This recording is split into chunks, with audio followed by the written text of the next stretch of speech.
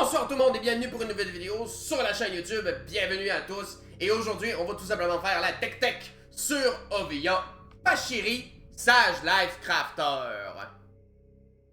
Voilà, vous le voyez peut-être pas bien à cause de la lumière, mais voilà. Donc un commandant mono vert. Un commandant mono vert qui a la possibilité, qui coûte pas très cher en effet. Donc voilà, donc la raison pour laquelle j'ai décidé de faire ce deck là, c'est parce que, bah en fait, ça fait depuis longtemps que je l'ai ce deck là, c'est simplement parce que je le trouvais le fun à faire, puis que je l'ai depuis longtemps, puis je l'ai peaufiné au fur et à mesure du temps, comme tous les decks de Commander que je fais, parce que c'est très rare que je démonte des decks en général. Mais bref. On va commencer par la présentation du Commander en général. Ovia Pachiri, donc, qui est une 1-2 pour 1 vert, et qui s'engage pour 2 capacités. La première capacité, tu payes 3 dons en vert pour créer un jeton de cerveau 1-1. Donc c'est petit cerveau créature artefact 1-1. Ou payer 5 dons en vert pour créer un jeton de construction qui arrive en jeu en tant que XX, avec une force et une endurance de X. X étant le nombre de créatures que vous contrôlez. Déjà, on va commencer par parler de la distinction qu'il faut faire entre ces jetons de construction-là et ceux qu'on généralement on a tendance à voir soit chez le Void Résurgence ou celui qui dit sa force et son endurance est égale au nombre de créatures et artefacts que vous contrôlez. Parce que c'est pas du tout la même chose. Ouais. C'est clairement pas la même chose. Parce qu'en fait, le jeton, quand tu crées le jeton construction avec Ovia Pachiri en l'engageant et tout, en fait, ce qui se passe à ce moment-là, c'est que il va vérifier le nombre de créatures que vous avez en jeu. Donc, admettons que tu as juste Ovia Pachiri en jeu, ben il va arriver en tant que 1-1. Parce que tu n'as qu'une seule créature en jeu. Lui-même ne compte pas. Déjà, la première chose à faire. Deuxième chose, en gros, il n'y a pas l'habilité qui dit que sa force et son endurance. En fait, c'est sa force et son endurance qui est décidée au moment de la création. Et une fois qu'il est créé, ça change plus. C'est pas genre les jetons de construction où ça peut diminuer ou augmenter quand tu ajoutes ou retires des artefacts. Non, non. Lui, peu importe le nombre de créatures que tu as, ça bougera pas, sa force et son endurance et tout. Voilà. Donc en gros, voilà. Donc ça c'est ce que je voulais dire. Ensuite, la deuxième chose. Ensuite, un autre sujet suivant par rapport à Ovia Pachiri. Vous avez peut-être probablement pas entendu parler de Ovia Pachiri elle-même. Pour une raison simple. C'est tout simplement que on va facilement le comparer à Grist. Attendez une minute là.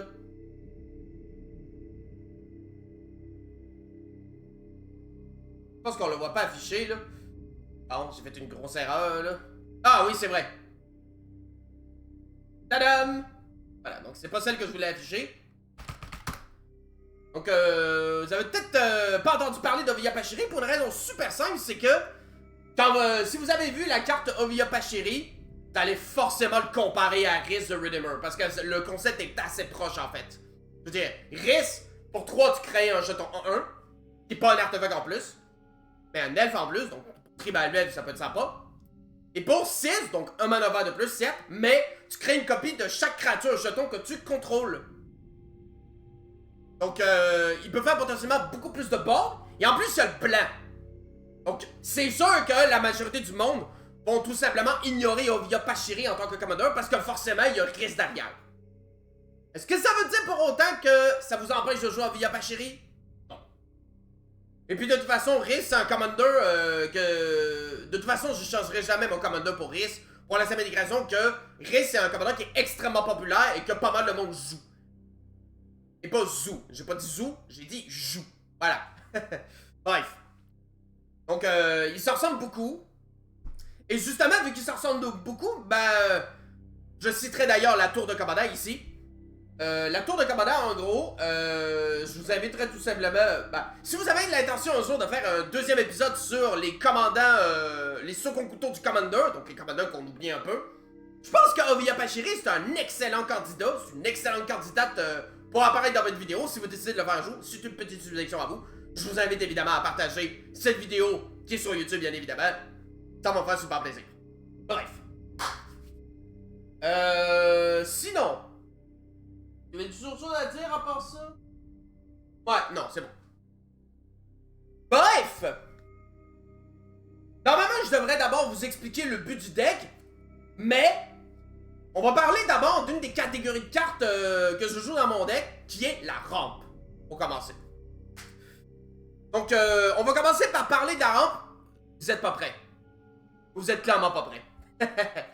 On va commencer par le Mox d'Ampre, qui est un caillou coûtant 0, mais qui donne de la mana de la couleur parmi les couleurs des créatures légendaires ou planeswalkers que tu contrôles. Alors, ça peut vous paraître bizarre parce que dans mon deck, c'est pas vraiment un deck de Legendary Creature ou de Planeswalker.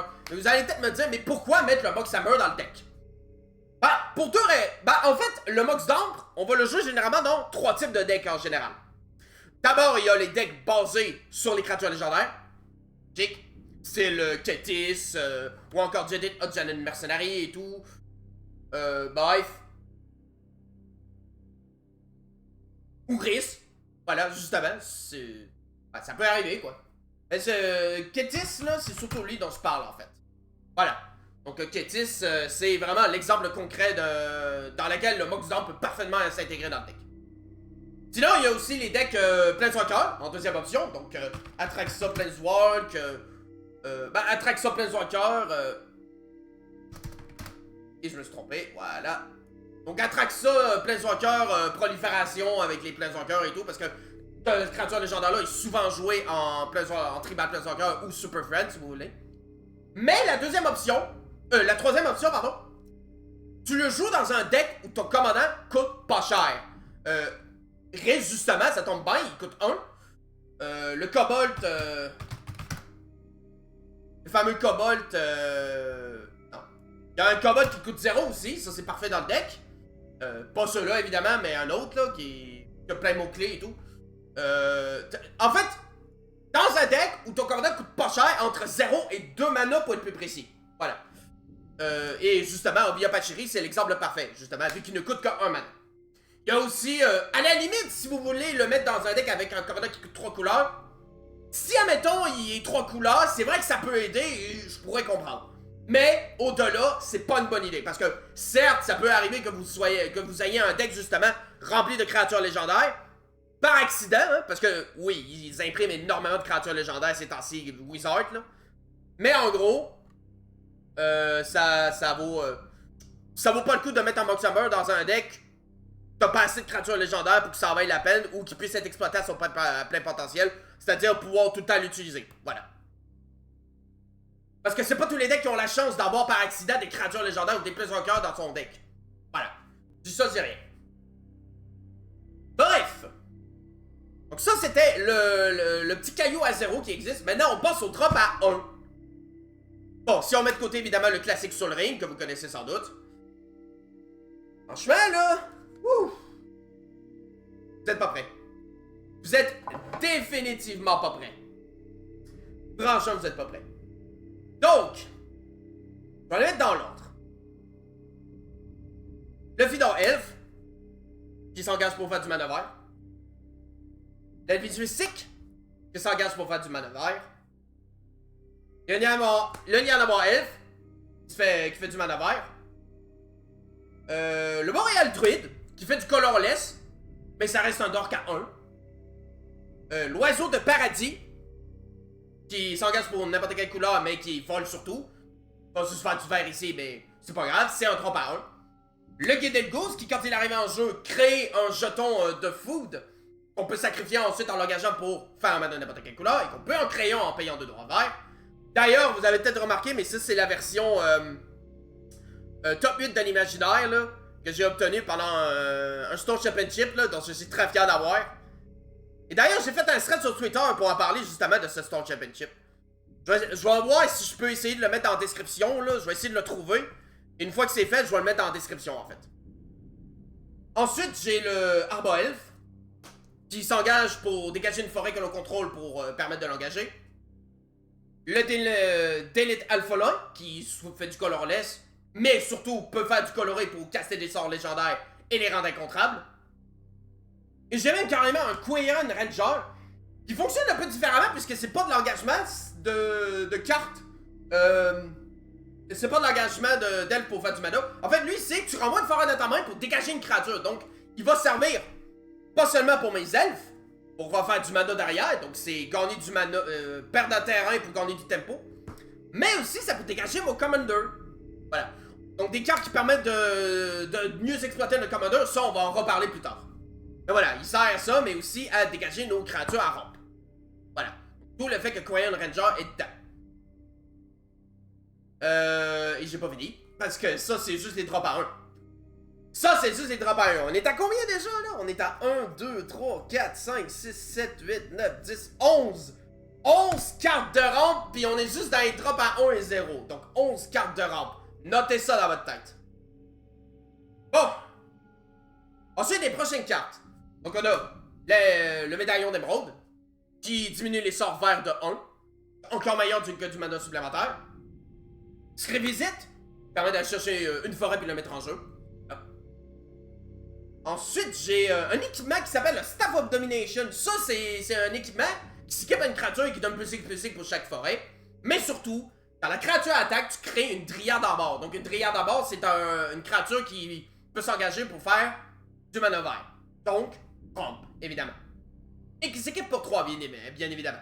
C'est un super équipement que je vous recommande à mettre. Même dans un deck qui est même pas vert, ça pourrait y arriver. Et vu qu'on a beaucoup de créatures dans notre deck, comme vous avez déjà commencé à le constater, j'ai aussi le Cryptolith Rite. Et justement, on crée des créatures, mais comme ils peuvent pas s'engager pour faire du mana, ben, on va leur donner la capacité de s'engager pour faire du mana.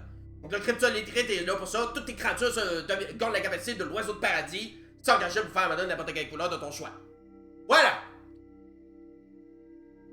Bon, ok, fait qu'on a ajouté 4 trucs de rang, donc ça fait 15. Si je dis pas de conneries. Alors ça, on drop à 3 stars. Donc évidemment, on va parler vite fait de culture et de Kodama's Reach. Je vais mettre en avant culture parce que c'est le plus beau. Donc les sorts d'aller chercher des terrains de base bien classiques que tout le monde connaît. Pas besoin de s'attarder dessus. Ensuite, City of Death, qui, avec son premier chapitre, qui est une saga, pour 3 noms à vert. Tu crées un jeton de trésor au début de au premier chapitre, mais pour les 5 chapitres suivants, tu crées une copie d'un jeton que tu contrôles. Donc tu peux créer des copies de ton trésor pour ramper un petit peu plus, ou créer des jetons de tes constructs un petit peu plus. Ou de tes food avec ton oiseau, justement, ton Gilded Goose. Ensuite, le Wodelf, qui s'en va chercher tout simplement... qui va tout simplement aller chercher une forêt puis la mettre en jeu. Donc l'avantage, c'est que c'est une forêt tout court, comme le Scrivisite. Donc t'es pas obligé d'aller chercher un terrain de base, mais une forêt qui n'est pas un terrain de base, justement. On dit pas non à ça.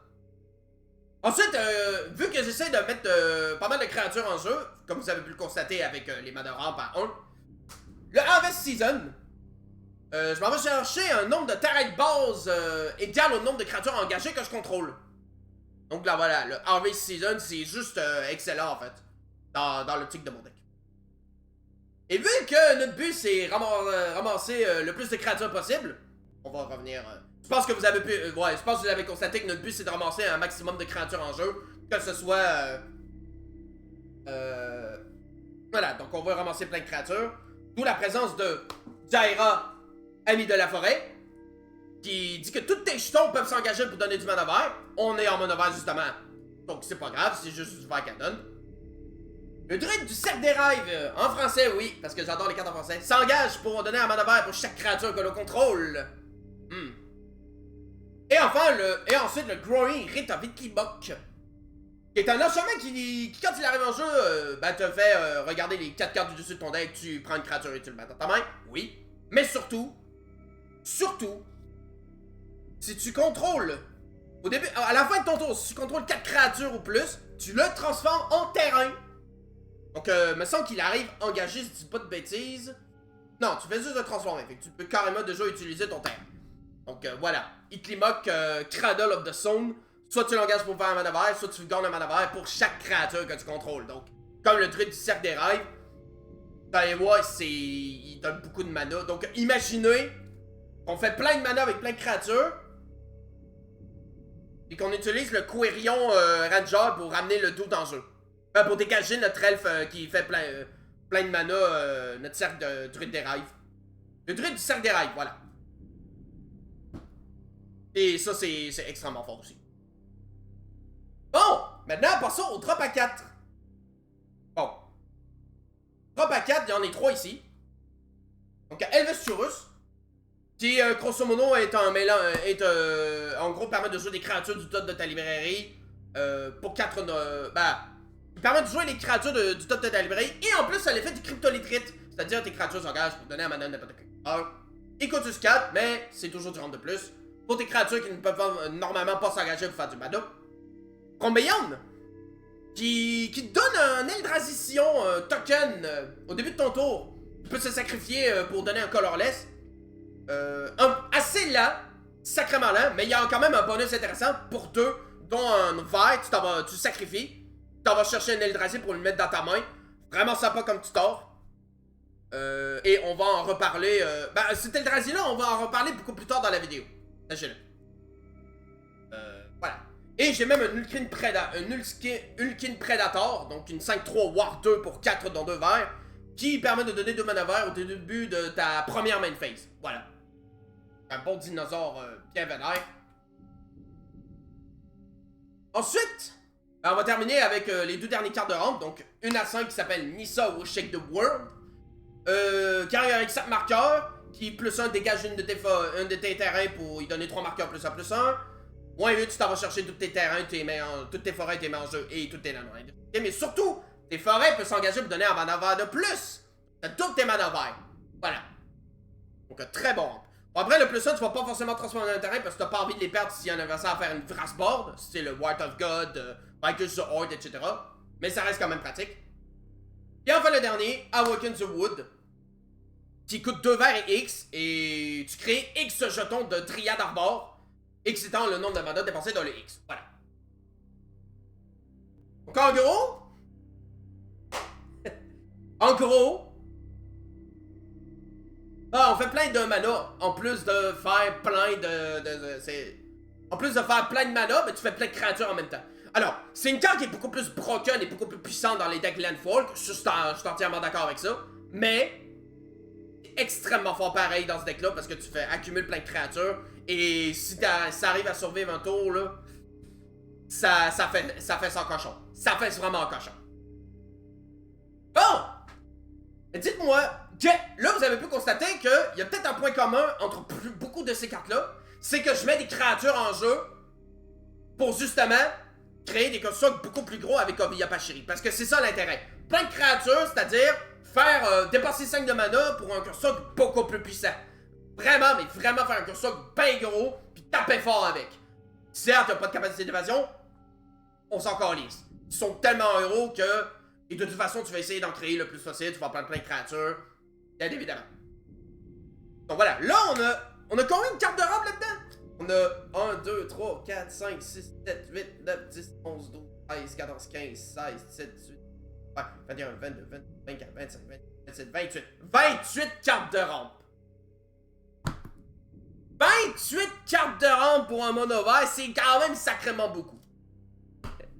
Mais bon, faut pas juste ramper dans la vie, on va pas se mentir là-dessus. Juste ramper dans la vie, c'est pas la meilleure des solutions. En fait, l'intérêt, c'est aussi le fait qu'il faut aussi mettre beaucoup de créatures en jeu. J'en ai quelques-uns qui, justement, veulent mettre beaucoup de créatures dans le jeu. On va commencer par, évidemment, l'Avenger of Zendikar, qui met des jetons plantes 0-1 pour chaque terrain que tu contrôles. Ça tombe bien, on rentre beaucoup en mono vert. Et qui donne également des marqueurs plus 1 avec le Landfall. Donc ça se combine bien avec Awaken the Wood, justement. Tu mets plein de dryades, puis toutes tes plantes gagnent des tonnes de boost parce qu'il y a plein de forêts qui sont... Il y a plein de terrains qui sont entrés en jeu. Ça a l'air tellement stupide en vrai, là. Mais bref, vous avez compris l'idée. Plein de... Ça, c'est... En fait, c'est en combinaison avec pas mal de kills du deck. Mais ça, on va en parler plus tard. Ensuite, un petit peu plus modeste, on a le Chariot d'Essica. Quand elle arrive en jeu, tu crées 2 jetons de shot 2-2. Et... pilotage 4. Donc, il faut que tu ailles une créature... faut que tu engages n'importe quel nombre de créatures, mais qu'ils aient le total de force de 4 ou plus, chacun. Ben, au total. Et quand le Chariot d'Essica attaque, tu crées une copie d'un jeton que tu contrôles. Voilà. Tu peux copier des constructs, tu peux copier des chats, etc. Ça fait plus de créatures. Voilà. Ensuite, j'ai la Reine des Frelons. Donc lui, c'est une 2-2 flying, dead touch pour 7 dont 3 verts, mais tu crées 4 jetons d'insectes 1 flying et dead touch. quand elle arrive en jeu. Donc t'as plein de bloqueurs, défensivement parlant, c'est super fort, mais derrière t'as aussi 5 créatures d'un coup, fait que c'est pratique pour notre Via Pachiri, parce que ça nous permet de mettre des constructs en jeu. Puis en plus ils volent, fait que ça bloque les vols. Fait que c'est super intéressant la Reine des Frelons, je trouve. Et si t'as la chance de blinker, tant mieux. Ensuite de ça, Viviane, partisane des monstres. Donc, elle est vraiment super intéressante parce qu'encore une fois, ça donne des bloqueurs contre des vols. Parce qu'en fait, son +1 permet de créer un jeton très versatile puisque vous pouvez choisir entre 3 marqueurs différents de capacité. Oh, pardon. Voilà. Donc, son +1, c'est tu t'en vas créer un jeton de bête avec soit le reach, soit la vigilance, soit le trample. Voilà. Et en plus, son -2 permet, quand tu joues ton prochain sort de créature, en fait, tu t'en vas chercher une créature avec une valeur inférieure à la carte de créature que t'as castée. Fait que ça, potentiellement, là, c'est du tutor, c'est plus de créatures. La créature que tu t'en vas chercher, tu la mets en jeu, je rappelle. Tu la mets en jeu.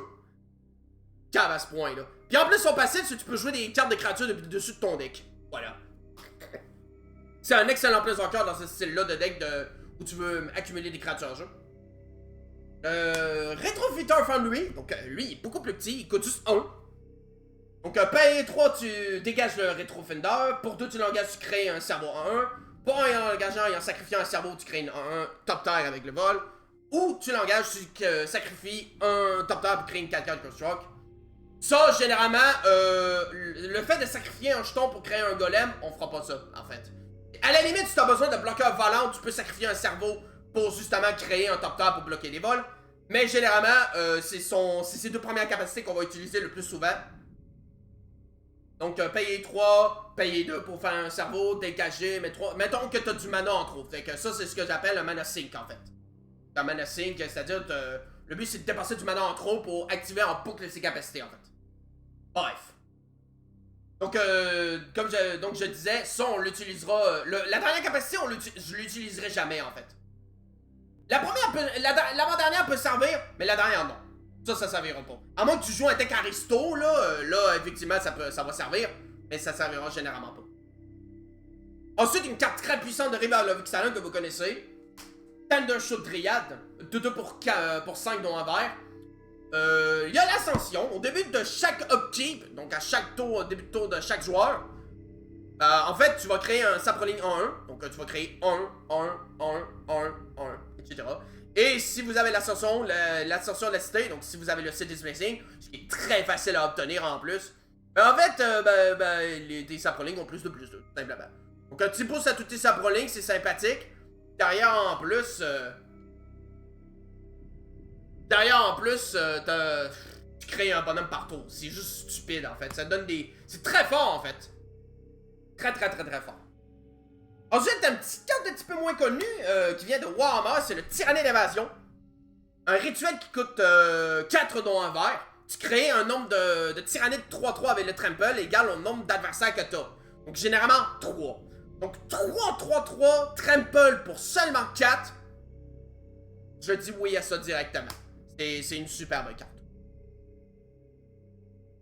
Ensuite, celui-là c'est facile à reconnaître, le Welcome Engine. Donc le fameux 6/6 Dead Touch Lifelink pour 6, quand il meurt, ça se sépare en 2. Donc un jeton 3/3 Trample, Dead Touch pardon, et un 3/3 Lifelink. On va pas se mentir, c'est assez facile et évident à mettre dans 2. Évidemment, c'est surtout quand tu vas mourir que tu vas pouvoir créer des jetons. C'est pas vraiment la stratégie du deck de sacrifier des créatures. Mais son body est tellement bon, puis en plus il fait gagner de la vie en cochon, puis c'est un tellement bon bloqueur que tu peux pas t'en passer tellement c'est fort. Puis en plus, il joue avec la thématique le sous-thème artefact. On va y revenir plus tard à ça. Et d'ailleurs, il y a plusieurs cartes qui jouent avec le sous-thème artefact, comme on l'a vu, comme le Gilded Goose par exemple. Mais bon, ça encore une fois, on va y revenir. Et une fois que t'as créé pas mal de jetons en jeu, ben c'est Second Harvest. Tu crées une copie de chaque créature jeton que tu contrôles. Puis en fait, c'est même pour chaque jeton que tu contrôles, fait que même tes jetons de créature, t'en crées des copies. Fait que c'est... Ouais, très fort. Très fort. Puis en plus, c'est un instant, fait que tu peux surprendre tes adversaires en plus derrière. Bon, ça va les Keblo en fait. Bon! Voilà, donc vous avez pu constater que j'ai plusieurs cartes qui permettent de mettre des créatures en jeu. Donc franchement, c'est cool. Mais, On aimerait aussi pouvoir utiliser plus souvent Ovia Pachiri, parce qu'elle aussi, elle a la job à faire. Elle veut créer des créatures, mais une fois que t'as passé toutes tes cartes de ta main, pis que t'arrives pas à piocher trop de cartes, ben en fait, Ovia Pachiri, utiliser 5 mana puis avoir full de mana qui sert à rien, c'est un peu poche. Fait qu'on va essayer d'abuser d'Ovia Pachiri, pas dans le sens auquel vous imaginez, bande de crottés. On va essayer d'abuser de sa capacité à elle. Voilà, c'est pensé mieux dit. Et on commence avec le Majouette Stone. Pour un de ses langages, tu dégages une créature avec une capacité qui lui demande de s'engager. Donc un excellent artefact et tout. Donc non seulement ça permet de dégager nos commanders, mais ça permet aussi de dégager des créatures qui ont le même genre de capacité. Bon. Pour des créatures qui s'engagent juste pour donner un mana vert, ça sert fuck all. On va pas se mentir tout de suite. Mais pour la druide, du cercle des rêves, ouais, ça va servir. On va pas se mentir. Ça coûte qu'un mana en plus derrière, c'est... Ouais. Donc, pouvoir dégager notre commander pour recréer un construct derrière quand on a full mana, on dit pas non à ça. Une autre carte très puissante, que j'aime beaucoup, c'est le Sting de Gleaming Dagger. Un équipement qui donne +1/+1 et haste à la créature équipée. Déjà, ça commence bien. Au début de chaque phase de combat, donc n'importe quelle phase de combat adverse, dégage la créature équipée. Et on s'en fout de la dernière capacité parce que c'est juste spécifique contre les gobelins et les orques.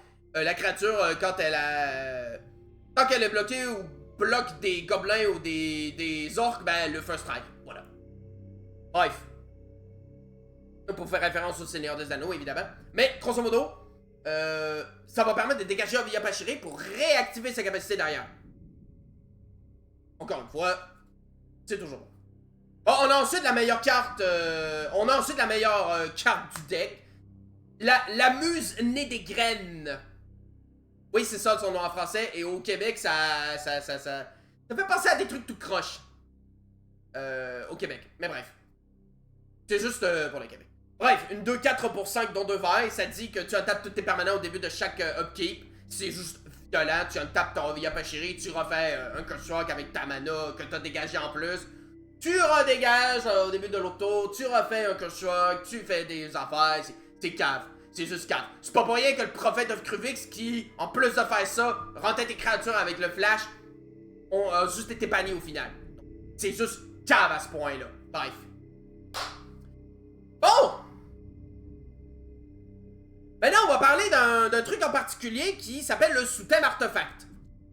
Parce que vous avez peut-être constaté, mais il y a plusieurs artefacts dans le deck, le Soul Ring, le Amber, le Mox Amber, le Gilded Goose qui donne un food, l'émeraude, le staff, etc., etc. Bref.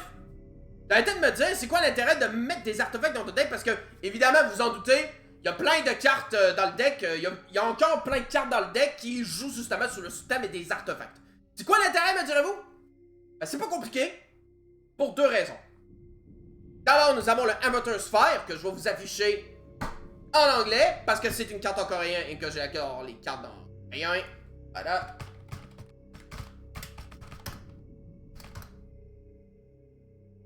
Voilà. Pouc. Donc, un terrain qui, au début de ton tour, donne un point de vie, donc on lisse complètement, s'engage pour faire du mana colorless, mais surtout pour 4. En l'engageant et en le sacrifiant, tu t'en vas chercher un artefact et tu le mets dans ta main, mais uniquement si tu contrôles 3 artefacts. Ça, déjà, de base, c'est intéressant parce que ça reste du tutor, pareil. Tu t'en vas chercher un artefact que tu veux, tu le mets dans ta main. Ça peut être le Welcome a Giant, ça peut être d'autres choses dans le deck. Il y en a encore d'autres choses dans le deck. Ouais, il y en a encore d'autres choses. La deuxième carte qui joue sur la thématique sous-thème artefact. Et je pense clairement que ça vaut vraiment le coup, je vous le dis tout de suite.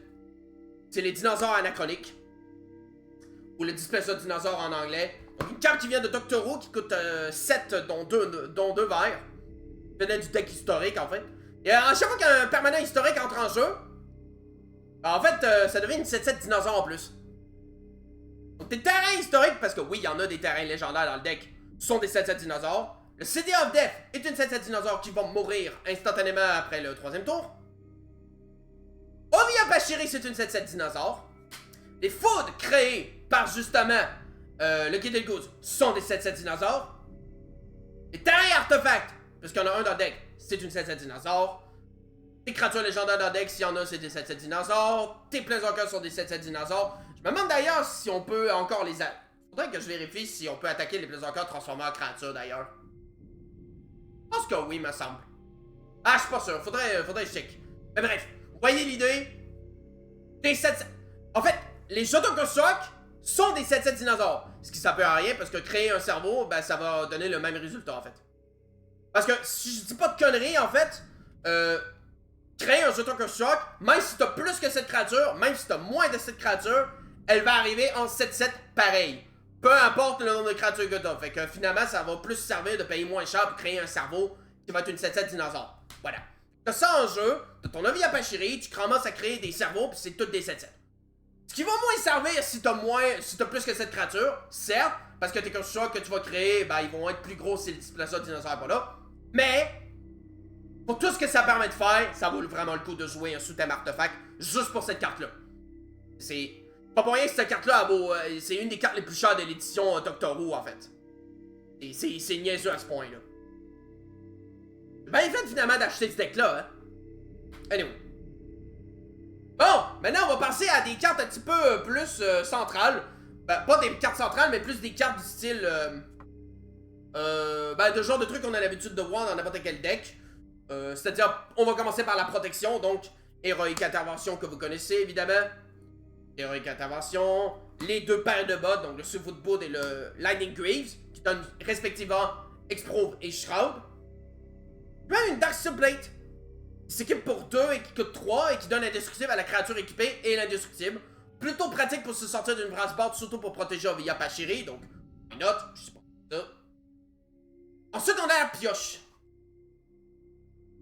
Donc ensuite, on a la pioche. Avec d'abord, Retourne de Will Speaker, qui est à la fois une carte de pioche, mais peut aussi donner un excellent bonus à toutes tes cartes. Non humain, évidemment. Mais c'est surtout la pioche qu'on va l'utiliser la plupart du temps, ouais. Mais ça reste pratique, le type +3/+3 qui peut potentiellement tuer des adversaires. Ensuite, on a l'idole de l'Oblivion. Tu peux l'engager pour piger une carte si tu as créé un token sur ton CI. Et ça demande pas de mana, donc c'est totalement gratuit. Tribune de The World Tree. Donc lui, ça dit que tes créatures avec une force de 3 ou moins quand ben avec une... Attends, je leur lise comme du monde. Quand à chaque fois qu'une créature entre en jeu, tu piges une carte, sa force est à 3 ou supérieur, sinon il y a 2 marqueurs +1/+1 dessus. Les cerveaux vont te permettre tout simplement d'avoir des plus beaux, des plus gros boosters. Des boosters. Tes cerveaux vont devenir plus gros, puis tes tokens plus gros, ils vont te faire piger les cartes. Et tes docks vont arriver de manière beaucoup plus grosse, là. C'est stupidement fort, ça. Si tu mets ça tour 3, là, tu commences à mettre tes docks, ils ont déjà un petit boost, là. Une autre carte de pioche, Skull Clamp. Donc tous les cerveaux que je crée sont des 1-1, fait que je peux juste faire, je vais créer un cerveau, je paye 1, l'attacher dessus, je pige 2 cartes. Tout le monde connaît Skull Clamp, c'est banni dans plein de formats, tellement c'est prisé en fait. On est tous d'accord pour dire que c'est complètement prisé comme carte. Bref. Ensuite, j'ai 2 tutors. Donc, le classique Wily Tutor. Toujours pratique d'avoir un Wily Tutor dans le deck. Et Summon Spectre.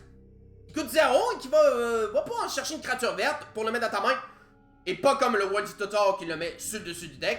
Mais lui, il le met dans ta main. Mais sauf que par contre, faut que tu payes 4 dons 2 verts au début de ton prochain tour. Sinon, c'est dead pour toi et c'est instant dead. Ensuite, j'ai la gestion. Donc, j'ai vraiment de la bonne gestion dans le deck. Donc, évidemment, le classique Reclamation Sage. Parce que c'est une créature en plus dans le deck, donc on t'en profiter. Donc, comme c'est un artefact ou un enchantement. Ensuite, j'ai Besooting, qui détruit un permanent ciblé. Et le doute en face, son contrôleur crée une 3-3 bite. Frozen Crypt, qui gère un artefact et un enchantement en Split Second. Donc, ça veut dire que les adversaires ne peuvent pas répondre à ça. Ensuite, le Airweir Myth, qui est une carte qui est connue en moderne parce qu'il est joué en side dans certains decks, qui est très fort. Tu fais juste genre, tu gagnes 2 points de vie quand ça meurt, mais c'est surtout tu payes en vert, t'exiles un enchantement non-créature ou un artefact non-créature. C'est une carte qui coûte juste pas cher pour exiler des trucs qui peuvent potentiellement être cancer, donc c'est juste génial en fait. Et enfin, la dernière carte de gestion que j'aime beaucoup, qui est aussi une créature comme le Airweir, comme le Myth, le druide de purification. 2-3 pour 4 non en vert. Et ça dit, quand il entre en jeu, en commençant par toi, chaque joueur choisit un artefact ou un enchantement que tu ne contrôles pas. Donc ouais, donc tu perds rien, à coup sûr, Et tu peux potentiellement péter plein d'artefacts avec ça, genre 2, 3 ou même 4 artefacts d'un coup. C'est génial en fait. C'est juste extrêmement puissant en fait. Évidemment, tu peux tomber sur des joueurs qui se comportent en mode « Ah, mais je joue pas le jeu, on va tous voter la même carte pour éviter que tout le monde perde de quoi et tout. » Ils savent pas jouer, j'ai envie de dire. Ben, ce n'est que mon avis là-dessus.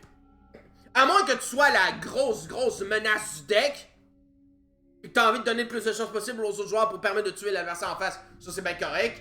Mais quand il y a personne qui est avantagé par rapport aux autres, là, tu joues le jeu puis tu choisis des artefacts à péter autres. Hein. Je dis ça pour vous, hein. Bon! Ça c'est fait maintenant. Druide de purification, c'est juste une carte géniale. Parlons maintenant des terrains maintenant. Donc je vais pas vous citer des terrains que tout le monde connaît.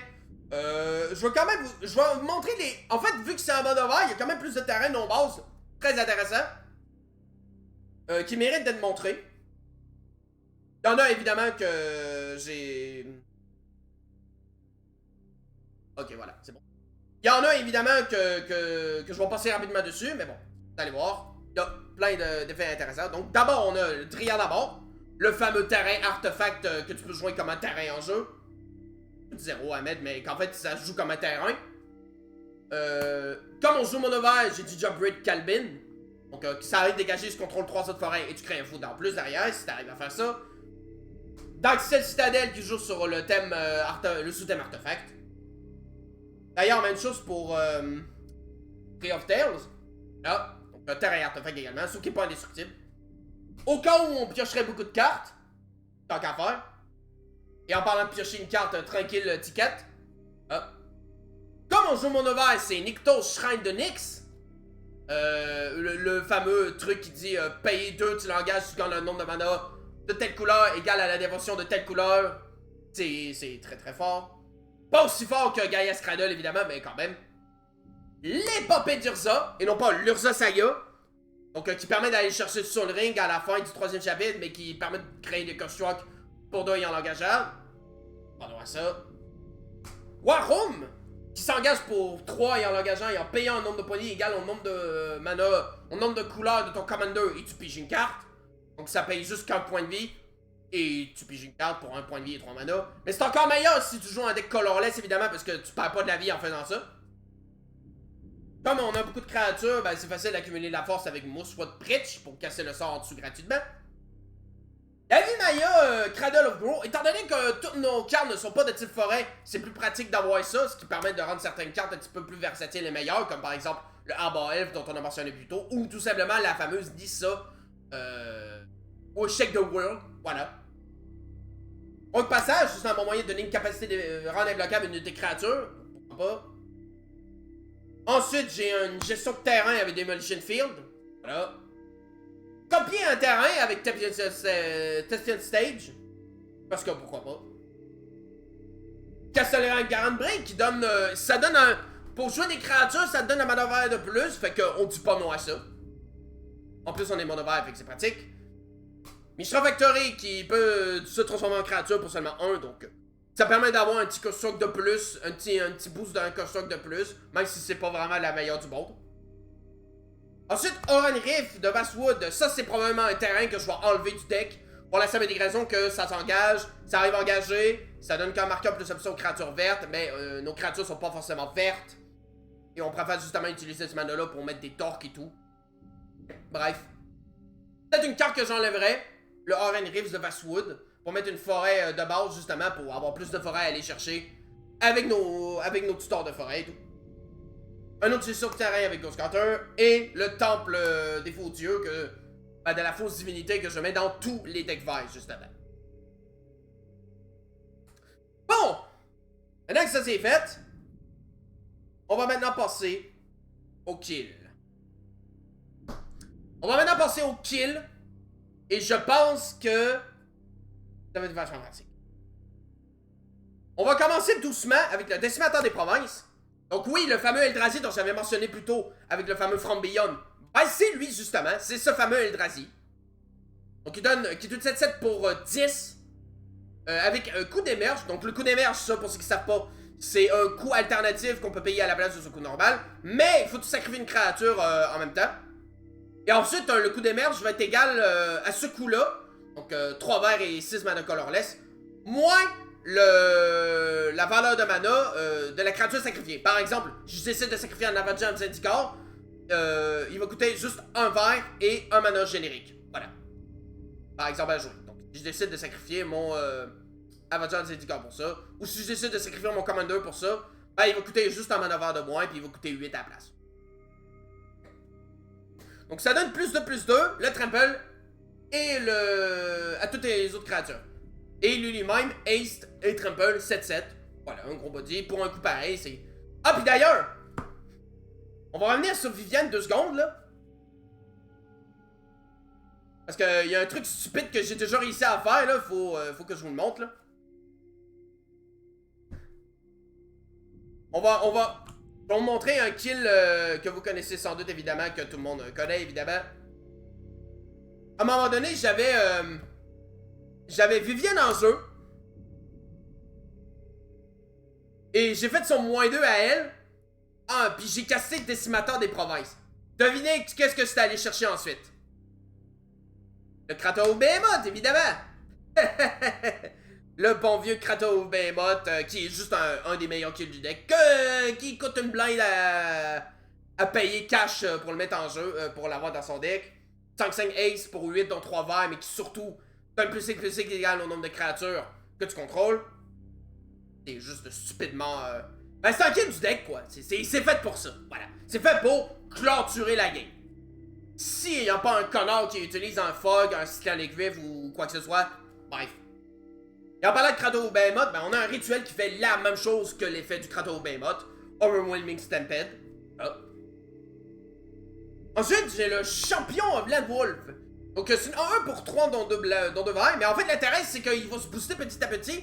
Puis en fait, elle donne la capacité à toutes les créatures de ne pas se faire bloquer par des créatures qui ont une force égale ou inférieure à... pas de conneries. Non, c'est juste inférieur au champion de Landvolk. Fait qu'en gros, si, admettons, la championne est rendue genre 4-4, ben en fait, les créatures à 3 de force ou moins ne pourront pas bloquer tes créatures. Voilà. Donc c'est juste extrêmement puissant. J'ai aussi le Beastmaster Ascension, vu qu'on attaque de manière agressive, ça se cumule très vite. Et un bonus de +5/+5 de manière permanente à toutes tes créatures, tant qu'il est là. Donc c'est pas non à ça quand même, ça reste une carte. Ensuite, j'ai la croissance surnaturelle. C'est pas vraiment la plus puissante, mais l'intérêt, c'est qu'il double la force et l'endurance de toutes tes créatures. Fait que plus ta créature est grosse, plus ça va être intéressant, mais pour toutes tes petites créatures, s'il est tout seul, ben si c'est juste des 1-1, ça va juste devenir des 2-2, fait que... Mais ça reste quand même une très bonne carte. Ça peut être un bon kill dans le deck si t'as beaucoup de grosses créatures qui sont boostées comme ça. Et enfin, pour terminer, Nissa Ascendance Animé.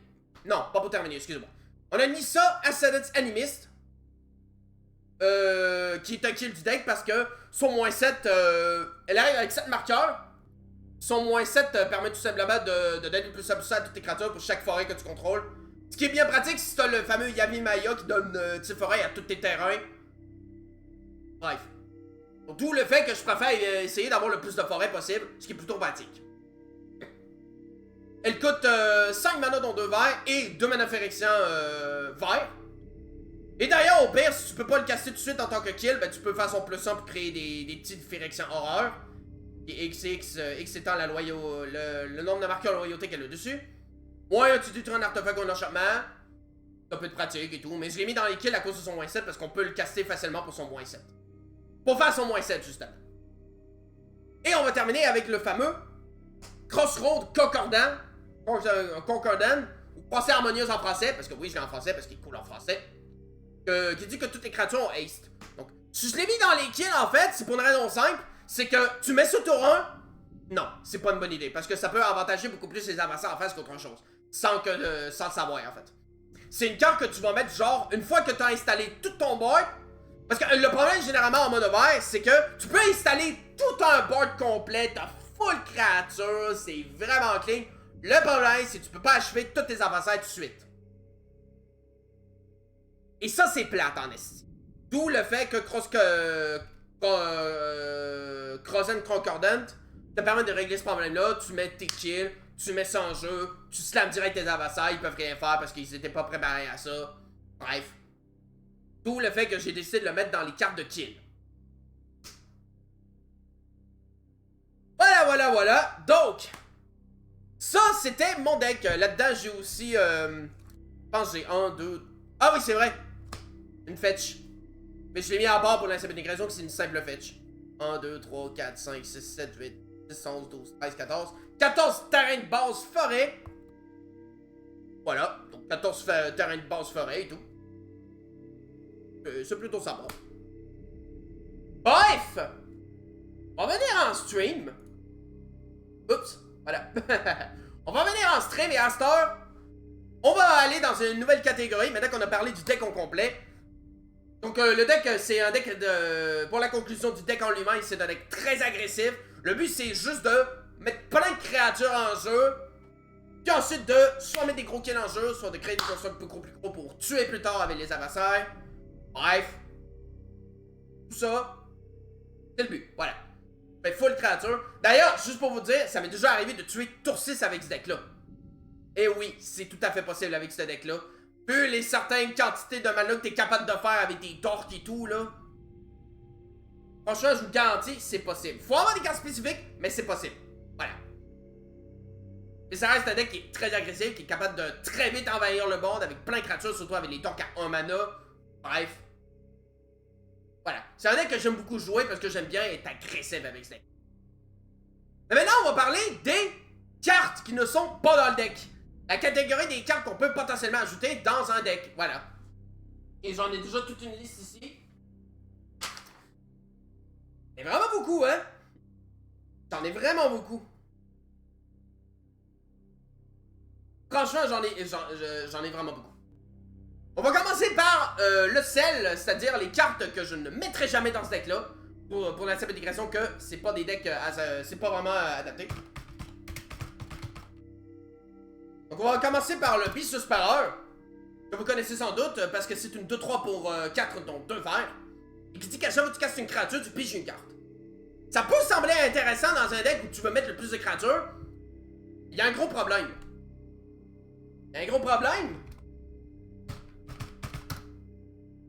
C'est le simple fait que la majorité de tes créatures sont à très bas coût. Genre t'as des créatures à 3, à 1, peut-être 1 à 2 surtout. Mais le problème c'est que plus tard t'as surtout des cartes qui permettent justement de... En fait le deck n'a pas assez de créatures pour permettre d'exploiter au plein potentiel le Bisuspara. C'est ça que je veux dire. Genre par exemple t'as des planeswalkers, t'as des artefacts, des enchantements, des terrains, etc. Mais moins de créatures que ce qu'on pourrait imaginer, pures.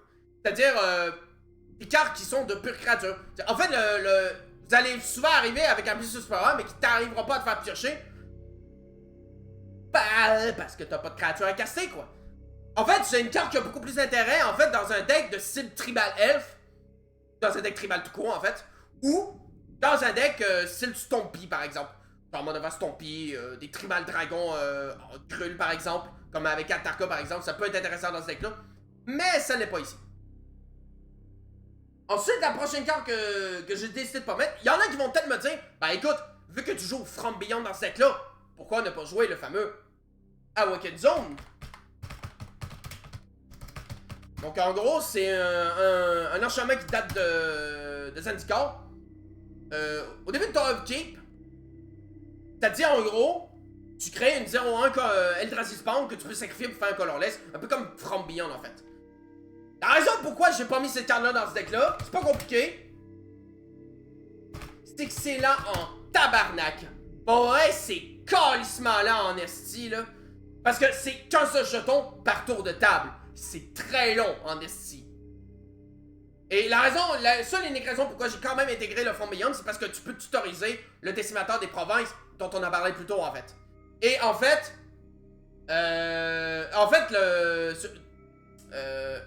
si le... Voyons, excuse-moi, je bégaye un peu. Si le décimateur des provinces n'était pas dans ce deck, From Beyond, il serait pas dedans. Croyez-moi. Et ensuite, deux types de cartes que je mettrais pas, en fait. Et justement, en parlant du fait que tantôt je disais que j'avais pas assez de créatures pour justement.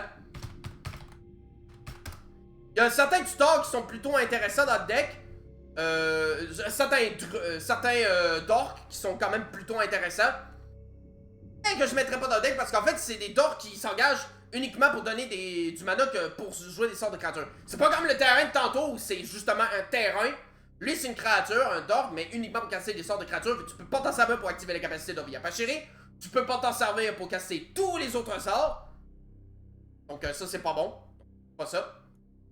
Et des cartes qui doivent se sacrifier pour justement aller chercher un terrain pour le mettre en jeu comme Sakura Travaldor. Je veux rien savoir de ça. Voilà. Donc ça, je veux rien savoir de ça. D'ailleurs, j'oubliais à propos de From Beyond puis Avoken Zone, c'est la même raison pourquoi j'ai décidé de pas mettre le Squirrel Nest. Parce que le problème, c'est que ben, il y a le même problème en fait que Avoken Zone, c'est que t'as qu'un jeton partout. Sauf que déjà, c'est juste un qui fait rien d'autre. Puis en plus de ça, t'es obligé d'utiliser un terrain pour faire ça. Donc Squirrel Nest, non. T'auras plus une barre. C'est une perte de temps, c'est trop lent, on s'en fout. Bon! Maintenant que ça c'est fait, parlons maintenant des cartes qu'on peut potentiellement mettre dans ce deck-là. Donc déjà, on va parler de quelques dorks là-dedans. Bon, évidemment, j'ai mis tous les dorks à 1 mana là-dedans, c'est pas possible d'en mettre d'autres. Et les seuls que j'ai pas mis là-dedans, c'est évidemment ceux que je pourrais juste pas mettre parce qu'ils sont pas légaux à mettre dans un mana vert. Genre celui qui donne un mana blanc, celui qui donne un mana noir, ou tout simplement ceux qui sont faits pour des tribales comme l'elfe en question qui demande d'engager 3 elfes pour faire un mana vert, pour faire 3 mana verts. Bref, vous avez compris l'idée. Bref. Quoi qu'à la limite, il y a un elfe qui s'engage pour. Il y a un elfe à 3-3 pour 3 verts qui s'engage pour donner 3 mana verts. Ben, ça, je l'ai pas mis dedans. La prochaine carte dont on va parler, on va commencer par les dorks à 2 mana potentiellement à mettre. Vous connaissez probablement le Devoted Druid, ou la Druide dévouée, qui est une 0-2 pour 1 vert pour 2 dons à vert. Ben, en fait, tu l'engages pour faire un mana vert, et tu peux aussi la dégager en mettant un marqueur -1/-1 dessus. Tout simplement.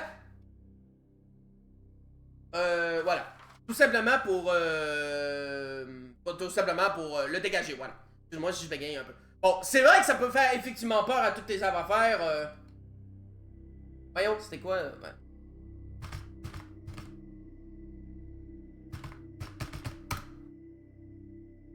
Bon, je sais que ça peut faire peur en général aux adversaires contre lesquels vous jouez pour la sabétigration que c'est une carte qui est généralement beaucoup plus connue comme étant une pièce de combo. Mais rassurez-vous, en général, il n'existe aucun combo actuel en mono vert utilisant la Trudesse dévouée.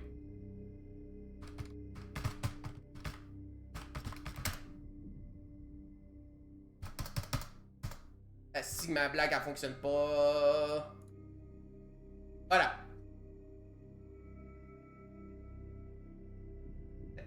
Voilà, je vous l'ai dit, aucun combo en mono vert existant infini avec la Trudesse dévouée en mono vert. Voilà.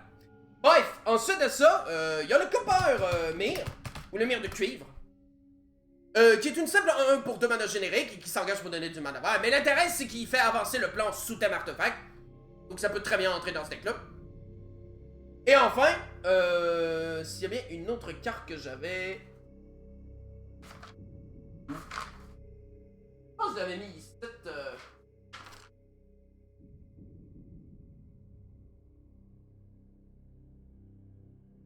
Si j'ai oublié de la mettre, si j'ai oublié de mettre l'archéologiste. Attendez 2 secondes. Il me manque une...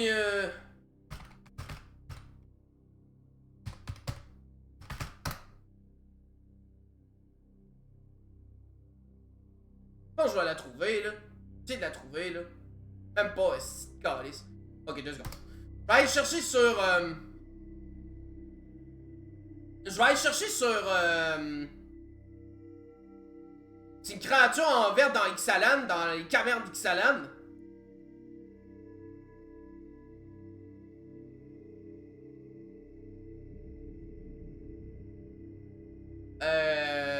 Voyons, t'es où, Calis?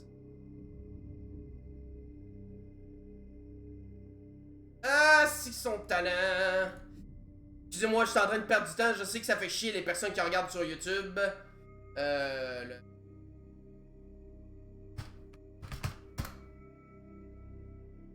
let's go. Verte. Or.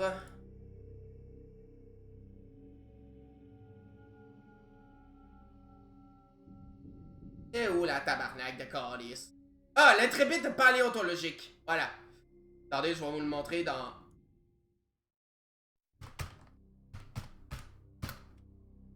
L'intrépide paléontologique. Là, voilà, c'est ça. Excusez-moi de ce temps de pause inutilement long. Donc, qui s'engage pour faire un mana de n'importe quelle couleur pour 2 dons en vert. Mais c'est aussi un mana sync. Puisque pour 2 mana génériques, ben, tu peux exiler une carte d'un cimetière. Voilà. Donc, c'est une solution anti-cimetière dans ton deck de mono vert dans le but d'exiler des cartes du cimetière. C'est quand même vraiment intéressant. Et d'ailleurs, tu peux casser des sorts de dinosaures depuis l'exil par le paléontologiste. Et il rentre avec un Phanelicator, mais ça va juste servir pour réanimer le Ultimate Predator. Voilà, donc ça sert pas à grand chose. Parlant de Mana Sync, il y a l'Anti-Queen, qui est une 5-5 pour 5 dons de verre et qui, pour 2 dons à verre, crée un jeton d'insecte en 1. Ça, franchement, c'est fort, ça, parce que tu peux utiliser le mana de trop, créer des insectes en 1 et ainsi avoir un plus gros board et ainsi créer des constructs beaucoup plus gros. Et franchement, c'est une très bonne carte. Je suis convaincu. C'est une carte que pas grand monde connaît, mais que je la trouve vraiment super forte. Un excellent mana sync que je vous invite à ajouter dans un deck mono vert, ou même dans un deck où tu joues plein de créatures en général. C'est une super bonne carte. C'est vraiment une super bonne carte. Je suis vraiment sérieux là-dessus. Je sais que je me répète, mais jouez-la, quoi. Jouez-la. Je suggère vraiment de la jouer. Bon. Ensuite de ça, il y a probablement une alternative que vous aimeriez avoir à la place du Kratos of Behemoth. Pour la simple et raison que le... Cher, là, ça coûte cher, pas seulement à caster, mais ça coûte surtout très cher à jouer. Sur face to face. On va pas checker ça vaut combien, mais je sais que ça vaut très cher. Et donc, je vous suggère tout simplement de jouer à la place le Enrez Foreigner si vous avez pas assez le budget pour mettre un petit cochon. Donc, il ressemble un peu au Décimateur des Provinces, qui est une 7-7 Trample Haste. Mais il y a aussi la vigilance pour 8, dont 3 verts. Le même coup que le Kratos Behemoth. Et il y a un avantage, justement, que tous les autres kills du deck ne donnent pas. La vigilance. C'est-à-dire que, si, admettons, tu donnes la vigilance à toutes tes bêtes avec cette capacité-là, t'attaques, s'il y a un connard qui décide de faire un fog, je sais pas, un Teferi's Protection par exemple, là, pire, un fog, genre ça là, s'il y a quelqu'un qui décide de jouer un fog là, tu vas être content d'avoir donné vigilance à tous tes bonhommes qui vont ensuite pouvoir te permettre de te défendre face à des adversaires qui, te voyant, que t'as essayé de tuer, tu vas être bien content, tabarnak, de pouvoir te défendre avec tes créatures. Parce que si t'as engagé toutes tes créatures pour essayer de finir tes adversaires pis qu'un gars il décide juste de faire ça, t'es bon, hein. On va pas se mentir.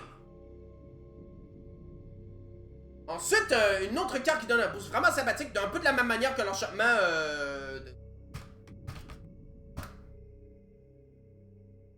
Pas le nom déjà. Thunderfoot, ouais, c'est ça. Donc ça c'est une bonne carte à ajouter parce que ton commandant déjà il coûte pas cher, il coûte juste 1 vert. Donc c'est très facile d'avoir le lunet avec lui, même si tu perds ton commandant 1 ou 2 fois.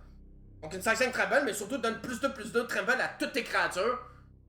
Il dit qu'il le donne à lui-même, mais il aurait pu juste dire tes créatures comptent plus de, ça aurait fait moins de texte. Mais c'est pas grave. Donc ouais. Juste une utilisation que je vous conseille fortement de mettre dans votre deck. Super intéressant. Ensuite de ça, un tutor intéressant, vu qu'on met beaucoup de créatures. Et surtout si vous n'avez pas le budget pour acheter Wally Tutor, mais je pense qu'il vaut peut-être moins cher avant. Mais bon, Call of Conning. En plus, c'était repris dans Ravnica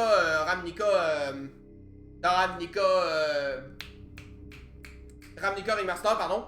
Donc, Call of Calling, convoque, donc t'engages tes créatures à la place de payer son coût, tu t'en vas chercher une créature et avec une valeur de X ou moins et tu la mets directement en jeu. Voilà. Donc, C'est juste un très bon tutor. Vous pouvez mettre ce tutor-là dans ce deck-là si vous voulez. Et ensuite, évidemment... Bon, ça c'est un... Ça c'est évidemment des cartes que j'ai pas mis dans le deck. Et évidemment, n'importe qui vous suggérait de mettre ces cartes-là dans ce deck-là. Mais la raison pourquoi ils sont pas dedans, donc...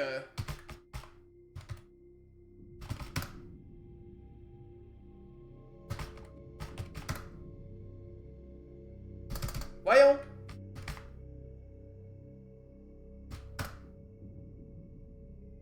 Voilà. Donc le parallélisme qui dit que tu doubles tes jetons, puis le Dominant Season qui fait la même chose. Voilà, donc c'est ça. Ces enchantements-là, je les ai pas dans le deck. Pour la simple et raison que j'en ai juste pas en fait. Et puis de toute façon, je pense que mon deck a pas vraiment besoin de ça. Parce qu'il est fort en fait déjà suffisamment en fait. Je veux dire, tu doubles tes constructs, tu doubles... Ça peut renforcer encore plus le deck, mais je pense qu'il n'y a pas clairement tant besoin que cette carte-là pour devenir encore plus fort, là, tu sais. Parallèle, c'est une proxy, je sais, mais c'est cool. Voilà. Oui, je sais, je fais de la promotion des cartes français et tout. Bon! Sur ce... Ben, on va terminer ça pour aujourd'hui, hein. Voilà! Fait qu'on a terminé cette deck tech sur Obia Pachiri Sage Crafter. Merci d'avoir été là, merci d'avoir regardé ces vidéos jusqu'au bout. Malgré mes petites lacunes, malgré mes petits et tout. Donc je vous invite évidemment à me suivre sur les réseaux sociaux. Que ce soit YouTube, mon Twitter, mon Twitch, là où je suis actif. Pour pas manquer justement mes prochains streams, justement. Mais également aussi les vidéos sur YouTube, si vous êtes sur YouTube, évidemment. Et du coup, on se retrouve à la prochaine. Allez! Salut tout le monde!